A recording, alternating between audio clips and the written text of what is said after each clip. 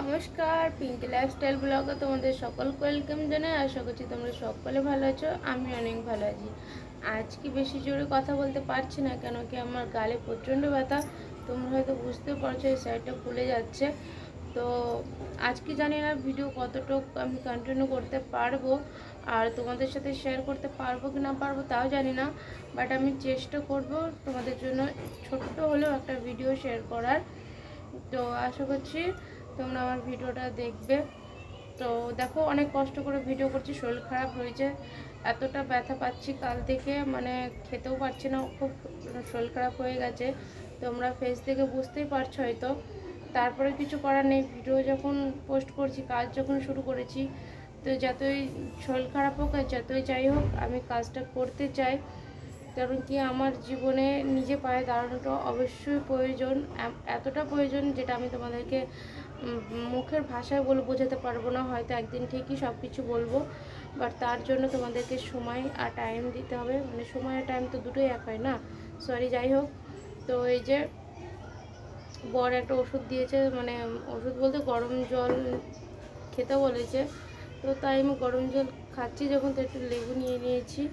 তো কালকে রাত্রে একটু গরম জল খেয়েছিলাম, ওটাতে অনেক আরাম পেয়েছিলাম। তো যাই হোক, তো চলো আজকে কি করি অবশ্যই তোমাদের সাথে শেয়ার করবো। আর কিছু মনে করো না, কেন কি আজকে আমার ভীষণ শরীর খারাপ।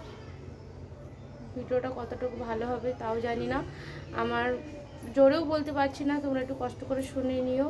তো চলো আমি গরম জলটা ততক্ষণ খেয়ে নিই আর তোমরা আমার ভিডিওটা দেখো।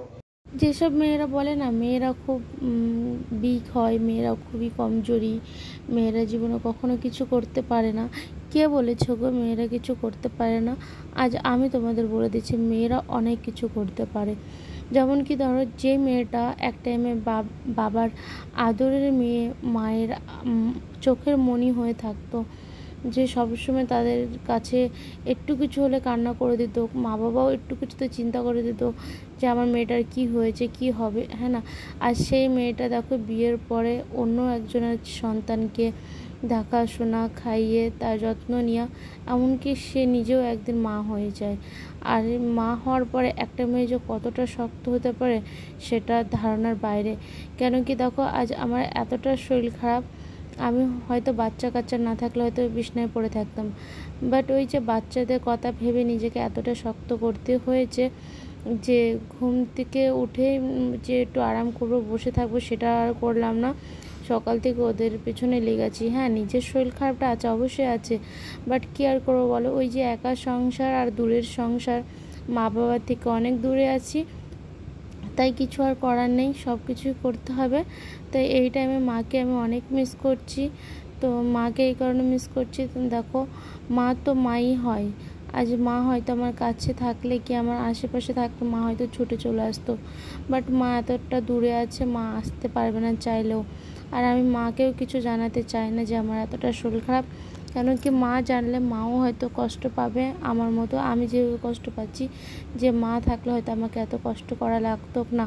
বাট এটাই আমাদের জীবন, আমাদের সুখ দুঃখ মিলিয়ে বাঁচতে হবে, সুখ দুঃখ নিয়ে চলতে হবে।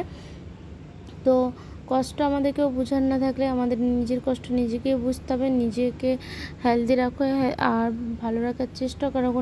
কেন কি বলি, তোমার একটা মেয়ের শরীর খারাপ হলে কেউ দেখার নাই, সেই মেয়েটা পুরো পুরো পরিবারের জিম্মেদারি মাথায় নিয়ে নেয়। তাদের শরীর খারাপ হলে রাত থেকে সকাল, সকাল থেকে রাত কিভাবে কেটে যায় তাদের পিছনে, সেই মেয়েটা বুঝতেও পারে না, সে নিজে খাওয়ার টাইম পায় না, চান করার টাইম পায় না, বাট সেই মেয়েটার শরীর খারাপ হলে আর কেয়ার করার মানুষ থাকে না। কাকে বলবে তুমি? কে আছে? তোমার হাজব্যান্ড, সে সারাদিন বাইরে তোমাদের জন্য খাটাখাটনি করে, বাচ্চা যারা ছোটো তারা এসব কাজ পারবেই না। তো যাই হোক, আজকে এসব মিলিয়েই ভিডিও করছি, অনেক কষ্ট করে আজকে ভিডিওটা করেছি, ইচ্ছা ছিল না, তো ভাবলাম এত কাজ যখন করছি তো তোমাদের জন্য একটা ছোট্ট ভিডিও যেন করতে পারবো। তো আমার এই ভিডিওগুলো তোমাদের যদি কোথাও একটু ভালো লেগে থাকে, প্লিজ তোমরা আমার পাশে থেকেও সাপোর্ট করো, আর সাবস্ক্রাইব করে বেল আইকনটা তোমরা একটু দাবিয়ে দাও, যেন আমার ভিডিও তোমাদের সামনে আসে আর আমার ভিডিওগুলো তোমরা দেখতে পারো। ভালো লাগলে সাবস্ক্রাইব করো, ভালো না লাগলে করো না, স্কিপ করে দিও। তো এই যে আজকে যেন এই বেগুনিটা বানাতে যে আমার হাতটাই পুড়ে গেল, আজকে প্রচণ্ড বরের উপরে রাগ হচ্ছিলো এই কারণে, ওকে আমি কড়াটা আনতে বলেছিলাম একটু মাঝারি সাইজের, ও এতটা বড় এনে দিয়েছে।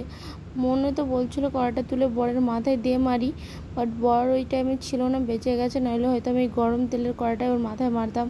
কেন কি এক তো শরীর খারাপ, তারপরে এই যে হাতে ব্যথা পেলাম, মানে হাতটা পুড়িয়ে গেল, মানে প্রচণ্ড ইরিটেট লাগছিলো। বাট কী আর করবো বলো, রান্না তো করতে হবে, খেতে তো দিতে হবে তাদেরকে, তাই কষ্ট মষ্ট করে রান্না করে নিলাম। তো জানি না আমি কি বলছি কি না বলছি, আমি নিজেও জানি না।